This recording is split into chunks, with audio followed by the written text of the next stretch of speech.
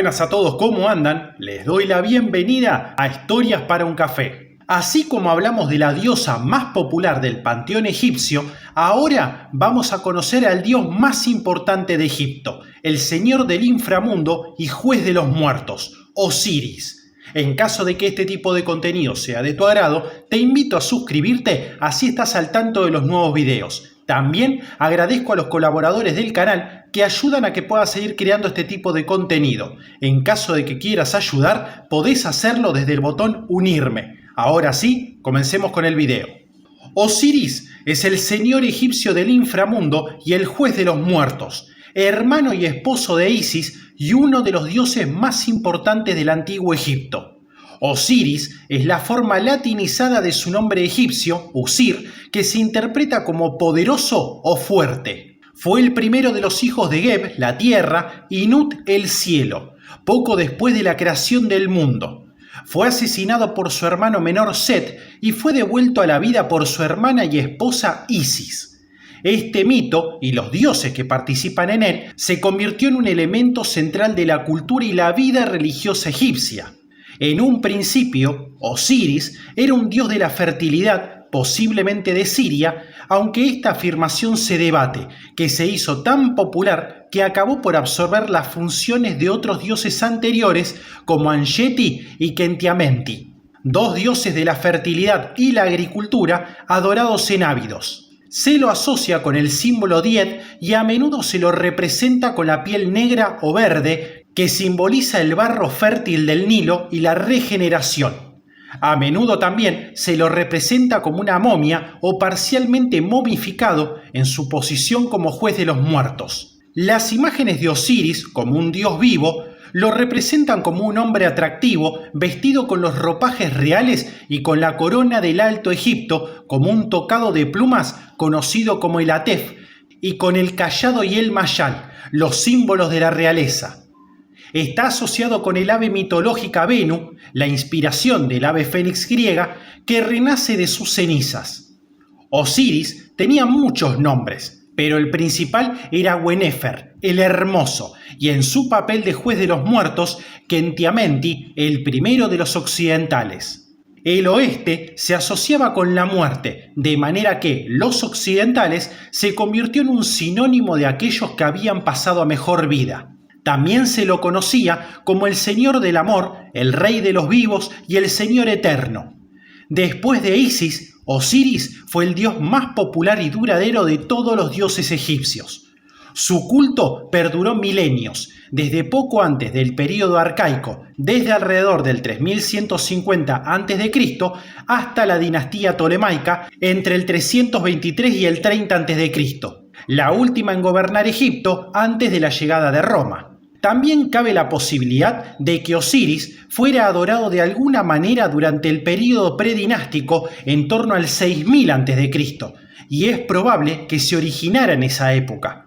La experta Geraldine Pinch escribe lo siguiente: ¿dónde, cuándo y cómo se empezó a adorar a Osiris es algo muy discutido? Se ha dicho que originalmente Osiris era un rey predinástico deificado, un espíritu primitivo de la vegetación, un dios chacal de una necrópolis real primitiva o una diosa madre. Ni siquiera estamos seguros de la etimología de su nombre, que puede que signifique sencillamente el poderoso. Aunque en general se ve como un dios de la vida y la abundancia, justo y generoso, también hay representaciones de él como una figura aterradora que envía a demonios emisarios a llevar a rastras a los vivos al reino de los muertos.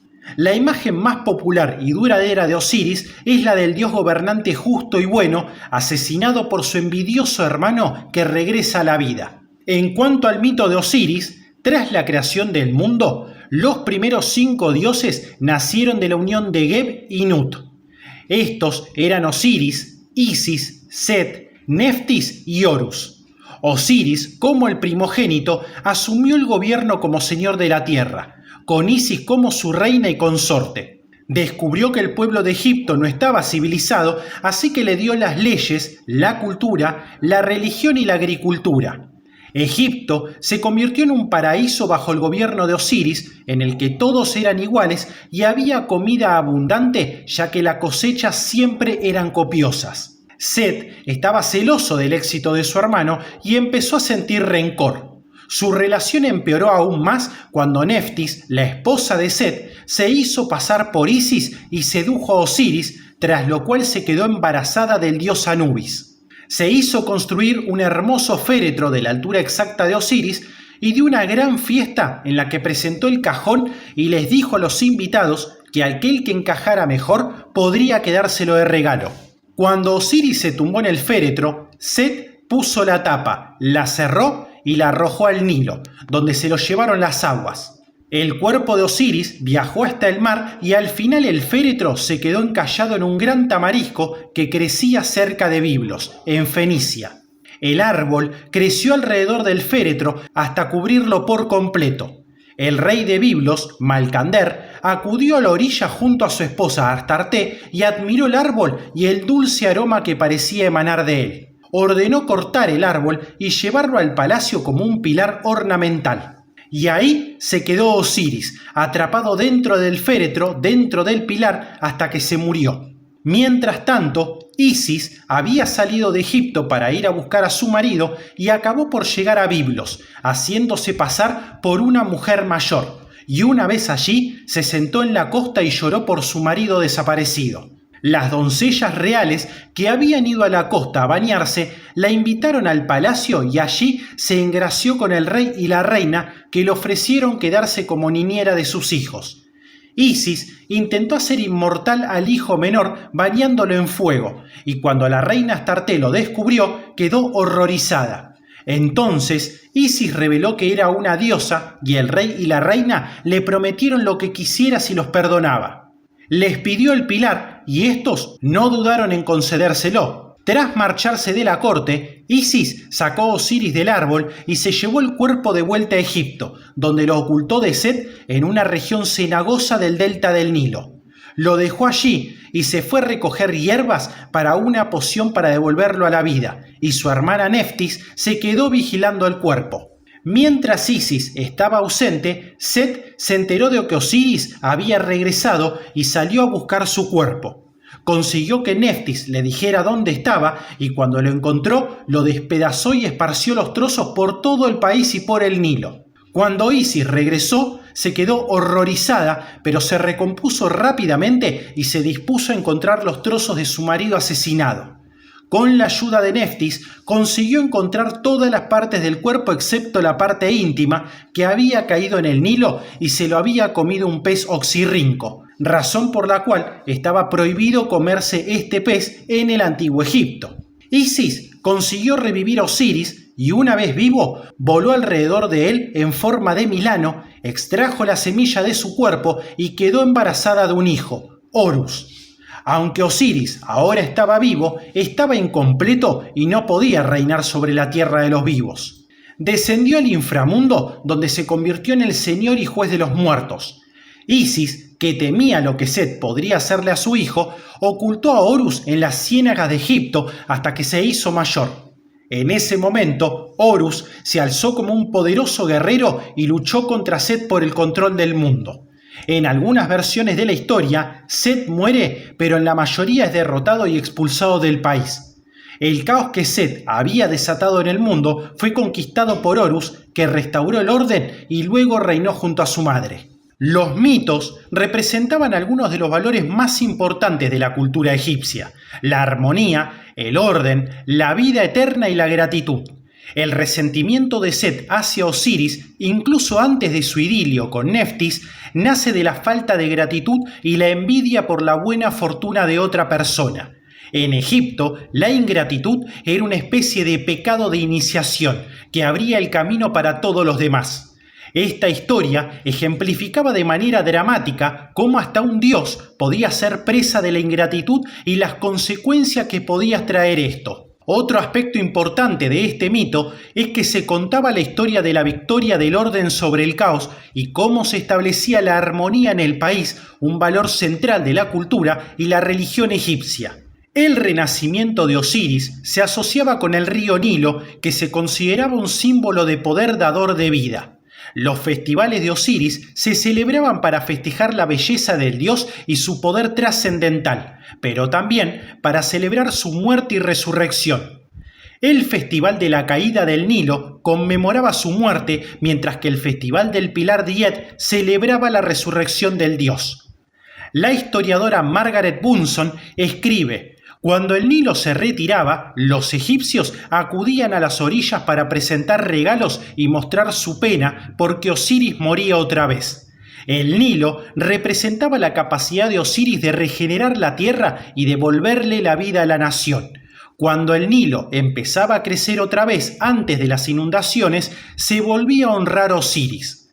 Se soltaban santuarios pequeños en el río y los sacerdotes vertían agua dulce en el río a la vez que declaraban que se había vuelto a encontrar a Osiris.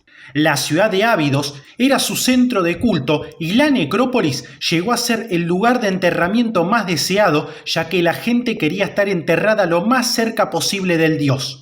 La gente que vivía demasiado lejos o que no contaba con los medios para tal enterramiento hacía erigir una estela con su nombre en la necrópolis. Osiris se adoraba principalmente como el juez de los muertos, pero los muertos seguían existiendo en otro reino y la muerte no era el final de la existencia. Por tanto, los festivales celebraban la vida tanto en la tierra como después, y una parte de estas celebraciones consistía en plantar el jardín de Osiris, que era un jardín moldeado con la forma del dios y fertilizado por el barro y el agua del Nilo. Los granos que crecían en estos jardines simbolizaban a Osiris resucitando de la muerte, además de ser una promesa de la vida eterna para aquellos que cuidaban del jardín. Los jardines de Osiris se ponían en las tumbas, donde se conocían como una cama de Osiris. Margaret Bunson describe esta práctica de la siguiente manera: eran cajas de madera o cerámica, normalmente con la forma del dios. Las camas de Osiris normalmente estaban huecas, se rellenaban de barro del Nilo y se plantaba grano. Después, estas cajas se envolvían como las momias y se ponían en las tumbas. La idea era que el grano germinara como un símbolo de la resurrección de Osiris. En algunas cajas había indicios de germinación y crecimiento una vez abierto al cabo de siglos. Los sacerdotes de Osiris cuidaban del templo y de la estatua del dios en Ábidos, Busiris y Heliópolis, y tal y como era costumbre en el culto egipcio, ellos eran los únicos que tenían permitido entrar en el santuario interior. El pueblo egipcio podía ir a visitar el templo y hacer ofrendas y pedir plegarias, ayuda médica y consejo. Podía recibir ayuda de los sacerdotes en forma de bienes materiales o donativos y podía entregar sacrificios para el dios para pedir favores o en agradecimiento por una petición concedida. Osiris estaba considerado como el primer rey de Egipto, que estableció los valores culturales que todos los reyes posteriores juraban mantener. Cuando Set asesinó al rey, el país se sumió en el caos y no se recobró el orden hasta que Horus consiguió vencer a Set. Los reyes de Egipto se identificaban con Horus en vida y con Osiris en la muerte. Como Isis era la madre de Horus, estaba considerada como la madre de todos los reyes. El rey era su hijo y Osiris era tanto su padre como su aspecto superior y la esperanza de la salvación tras la muerte. Por eso Osiris se representa tan a menudo como un faraón momificado, porque se momificaba a los faraones para parecerse a Osiris. La imagen del gran dios momificado precede a la práctica de preparar el cuerpo real para parecerse al dios. Todos los símbolos e imágenes que componen los textos de las pirámides en las paredes de las tumbas estaban ahí para recordar al alma del difunto lo que tenía que hacer una vez que llegara a la otra vida. El hecho de que aparecieran como el propio Osiris no solo les recordaba al dios, sino que también alejaba a los malos espíritus, haciéndolos creer que era el propio dios. La apariencia del rey, basada en Osiris, se extendía a lo largo de su reinado. El famoso Kayal y Mayal, sinónimos de los faraones egipcios, fueron los primeros símbolos de Osiris, ya que el Mayal representaba la fertilidad de la tierra, mientras que el cayado simbolizaba la autoridad de su gobierno. Fue el hijo de Osiris, Horus, el que estableció la armonía y el orden, y el rey era el representante vivo de Horus que velaba por las necesidades del pueblo. A Osiris se le atribuía la institución de la realeza y el orden natural y la ley de la vida, por lo que mediante la participación en la comunidad y la celebración de los rituales se seguían los mandatos de Osiris. El pueblo, al igual que la realeza, contaba con la protección del dios en vida y su juicio imparcial tras la muerte. Osiris era el juez compasivo, flexible y justo de los muertos que vigilaba la vida de la gente en la tierra y en la otra vida. La identificación de Osiris con la vida eterna, con la vida a partir de la muerte, dio lugar a su culto misterioso que se extendería más allá de las fronteras de Egipto en la forma del culto a Isis. Aunque nadie conoce los rituales que se llevaban a cabo en el culto misterioso de Isis, puede que se desarrollaran a partir de los misterios de las celebraciones de Osiris en Ábidos a principios de la dinastía 12. Estos eran festivales populares que atraían a gente de todo Egipto que quería participar en el ritual. Bunson apunta que los misterios hablaban de la vida, la muerte, la momificación, la resurrección y la ascensión de Osiris. Hacían obras de teatro en las que los papeles principales eran representados por miembros importantes de la comunidad y los sacerdotes locales que representaban la historia del mito de Osiris. El texto de preguntas y respuestas, conocido como Las Lamentaciones de Isis y Neftis, en el que dos mujeres hacían los roles de diosas llamando a Osiris de vuelta a la vida, se recitaba al principio de las festividades. La historia conocida como el enfrentamiento entre Horus y Set se representaba después con una batalla de mentira entre los seguidores de Horus y los seguidores de Set, en la que parece que todo el mundo podía participar. Una vez que los seguidores de Horus ganaban la batalla, la gente celebraba la restauración del orden y sacaban la estatua dorada de Osiris del santuario y la paseaban entre los fieles, que la colmaban de regalos. Llevaban la estatua por toda la ciudad y al final la dejaban en un santuario al aire libre, donde los fieles podían admirarla y participar por completo en las festividades. La salida del dios de la oscuridad del templo para participar en las alegrías de los vivos simbolizaba el regreso de Osiris a la vida. Aunque el festival se celebraba principalmente en Ábidos, también se celebraba en otros centros de culto dedicados a Osiris por todo Egipto, como Bubastis, Busiris, Menfis y Tebas.